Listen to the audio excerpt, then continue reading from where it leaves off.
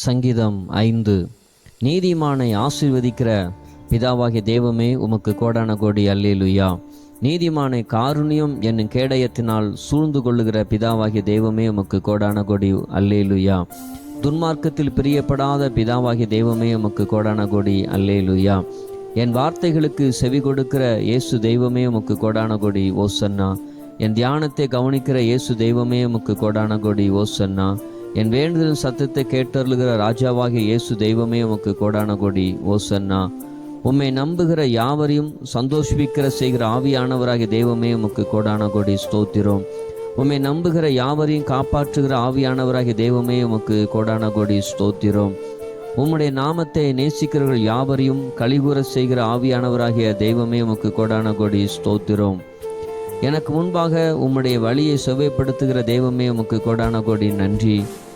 எங்கள் சத்துருக்கள் நிமித்தம் எங்களை உம்முடைய நீதியை நடத்துகிற தெய்வமே உமக்கு கோடான கோடி நன்றி. காலையில் என் சத்தத்தை கேட்டருளுகிற தெய்வமே உமக்கு கோடான கோடி நன்றி. தேவனே, உமது மிகுந்த கிருபையினாலே உமது ஆலயத்துக்குள் பிரவேசித்து உம்மை தொழுது கொள்ளுகிறேன். தெய்வமே, உமது மிகுந்த கிருபையினாலே உமது பரிசுத்த சந்ததிக்கு நேரே பயபக்தியுடனே உம்மை பணிந்து கொள்ளுவேன். இரத்த பிரியனும் சூதுல மனுஷனையும் அருவருக்கிற தெய்வமே உம்மை நமஸ்கரிக்கிறேன். ஆமேன்.